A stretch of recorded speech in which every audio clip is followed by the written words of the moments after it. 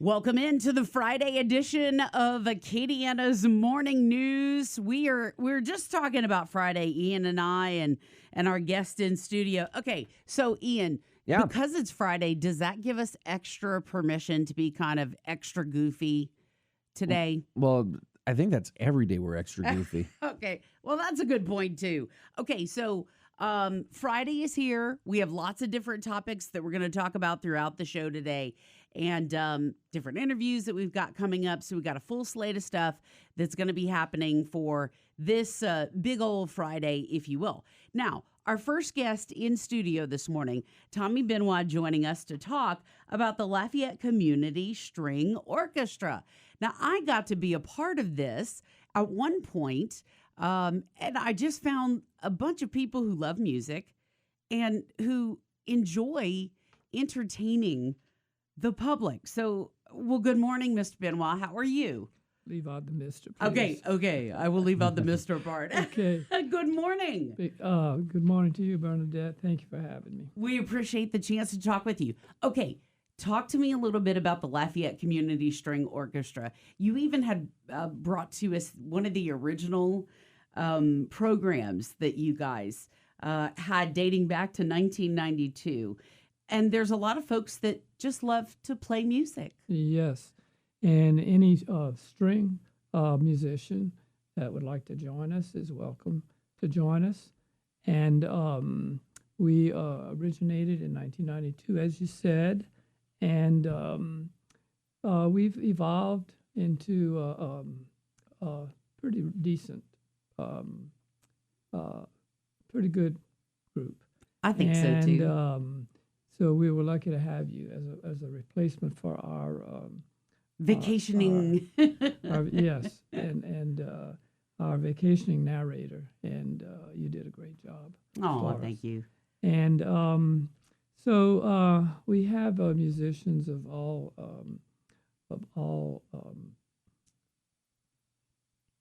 guess age groups, really. I mean, age groups you have some young people in there. Young people. We have some that have been playing for many years, such as me, and we have some that are quite young. And we have our youngest musician right now is 13 years old. Oh, wow. Isn't that great? And playing, yes, and also very good. Quite a good musician, very good musician. And that's the beautiful part about this. You mentioned the age group, 13 years old, all the way to, I don't even want to give away anybody's ages, but when you look at music education here in Acadiana and just nationally with funding for music education not where it used to be, this gives youths who are interested in learning about music or honing their craft an opportunity to do so. Yes. It's a very good beginning point for someone who wants to play in an ensemble, and it can lead up to, from there, possibly to the UL symphony, which is quite a good symphony. Yes, excellent group. Thanks to Michael Blaney, who is the conductor and violin professor there, and he's done a wonderful job. He's been here for over 20 years now, and possibly with if there's real talent. Being a professional can lead to being a professional musician. Mm-hmm. Yes. And so, do you guys have a performance that will be coming up soon? And if so, how do we participate? Okay. We traditionally have been playing our concerts at St. Mary's Church on Doucet Road, and we do a summer concert, and we do a Christmas concert, and then the summer concert is usually in July, and it turns out to be somewhat a patriotic concert, some patriotic music, and this one especially is patriotic. This year we have a lot of it's all American music, and.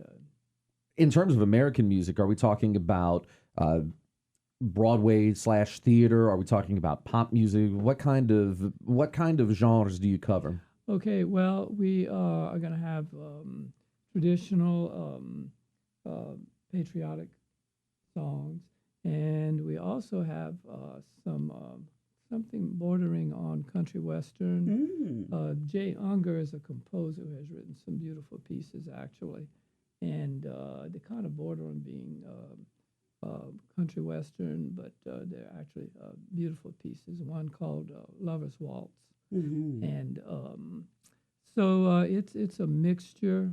There's some there's a little bit of Broadway. We're doing some Disney. A Disney piece of a lot of the pieces from the Disney movies, Mm-hmm. and so it's a mixture of, but all of it has to do with America in one way or another. That's great.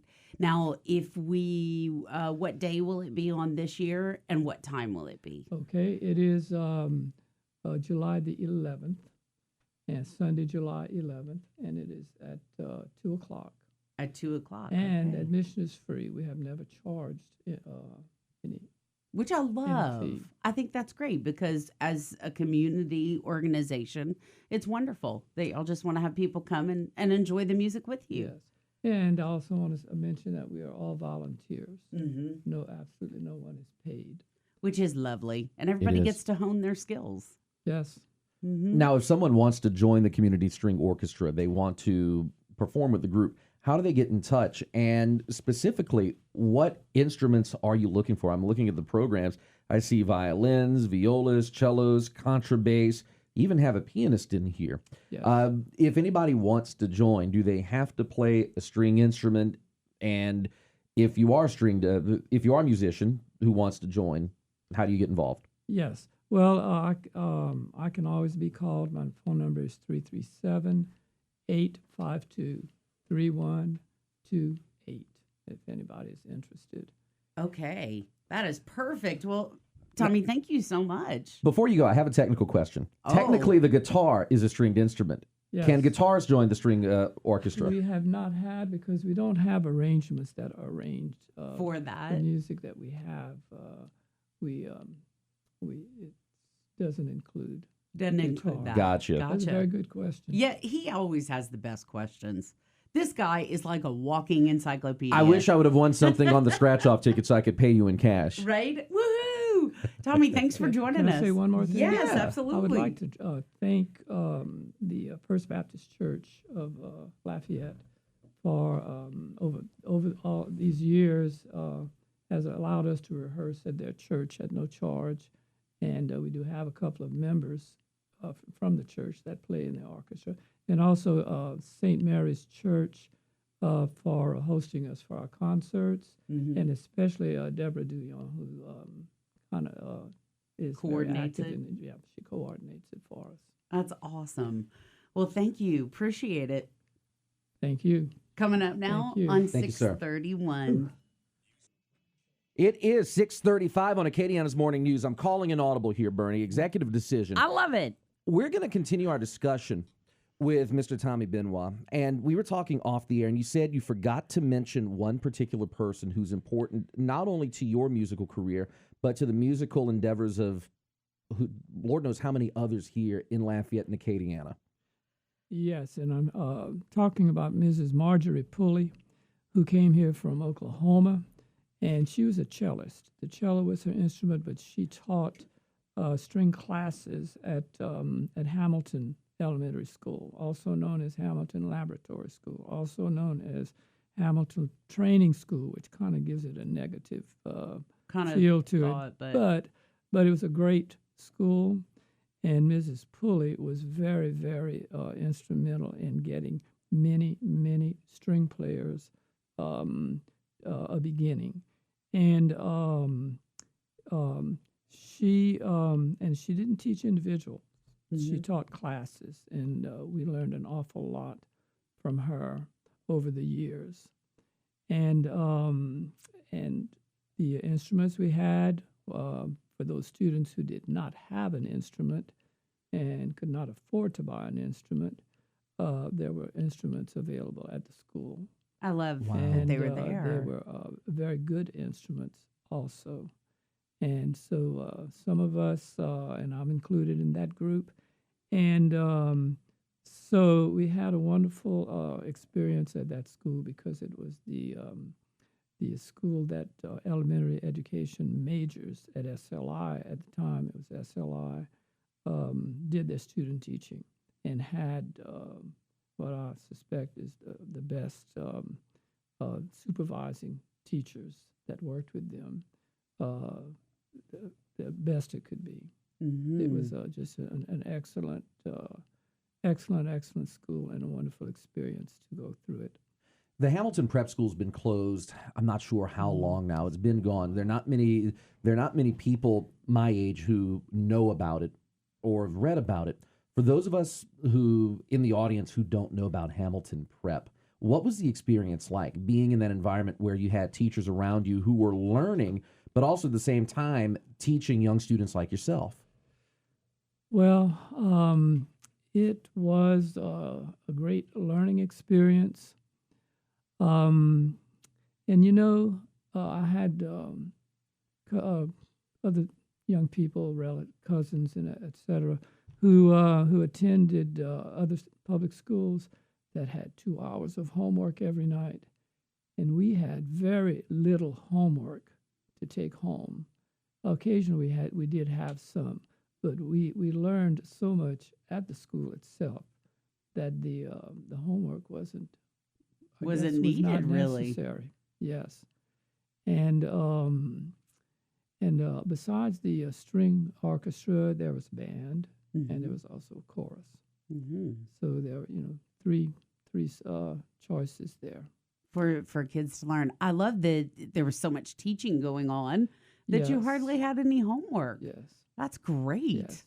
And we were spoiled in other ways. We had our cafeteria was in the basement of the building. Oh, okay. Yes, it was in the basement. Okay. And we had nice trays to carry our food around. We had our dessert in its own little dish, and it was just a great experience. And to eat down there was food was great, and so everything was just great. In the 8th grade, it was kindergarten through 8th grade, and the 8th grade classes would take a field trip to Vicksburg, Mississippi, an overnight trip. Wow. And that was a tradition, and it was wonderful to learn about Vicksburg. Yeah, because I'm sure a lot of kids don't even know, or a lot of families may not even know about the school.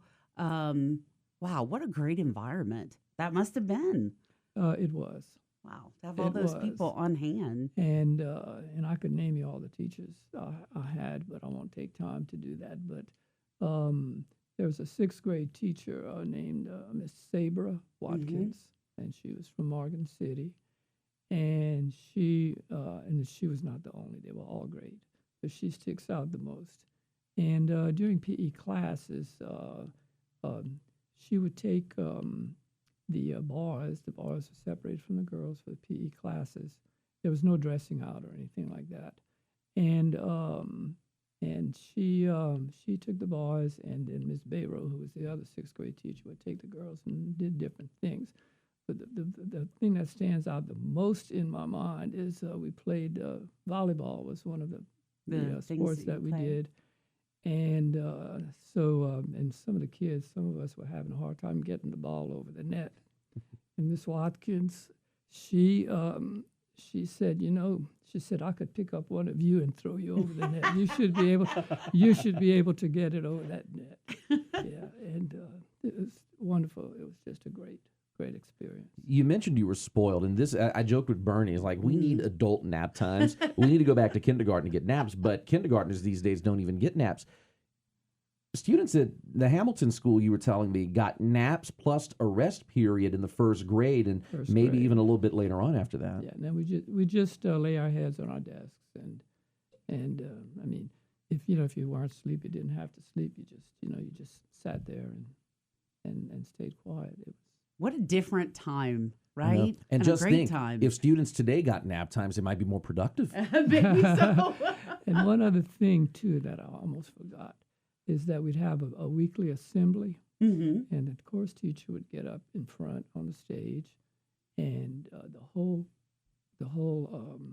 the students would sing she'd lead us in song. The whole Which is first grade Wow. through 8th grade. a well-rounded thing. Everybody was singing, yes. yeah. I do wish they had more of that too. And I'm wondering if we'll see some of this when UL's new lab school opens. They are planning to open a new laboratory school I didn't know in that. the next few years. It's still in the works. I don't remember the exact date for the opening, but I'm wondering if we'll see some of this, the assembly or even the nap times or extended break times, the lack of homework or the lack of a need for homework because so much was taught in the classroom. So hearing these stories about the Hamilton School and what it was back in the day, it makes me wonder what we'll see with the new lab school when it opens and if it'll be anything similar to what you experienced. Perhaps so. Yeah. I think people will be clamoring to have their children go to the school. I would bet. Well, You know? the faculty, children of the faculty at SLI had first First choice to go, dibs, kind of, on which it. was not my case. But so they went to the surrounding area, and so we were lucky enough to be in that area And to be able to go to the and school. and be able to go there. What a piece of Absolutely. history. Yeah. This is great. Now there is on I think it's on Facebook that there is Hamilton.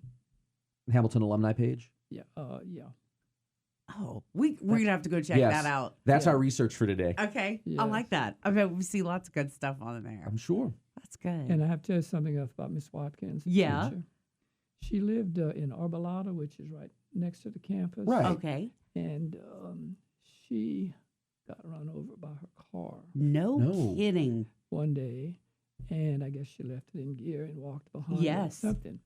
And she survived that and came back. And now she might have been retired by that point. By I'm that not time. Sure. But anyway, yes, she was one tough lady, and anybody who had her as a 6th grade teacher will absolutely never forget her. I would imagine so. That's awesome. That's right. Tough lady. Yeah. Great Yes. stories. Great pieces of history. Well, Tommy, thank you for sharing more with us. Thank you all for having me. Yeah. Thank you. We appreciate you sticking around for an extra Yeah. segment. Oh, We well, asked him, we were talking off air and said, we have to put you on the air. This is such great stuff. He's like, No. you really want me to come back on air? But you did fantastic. And as Bernie said, a piece of living history. Thank you so much for sharing your knowledge with us. So y'all referring to me as a piece of living history. Okay, I'm happy with that. Yeah, that's a good thing. It's coming up now on 6:45.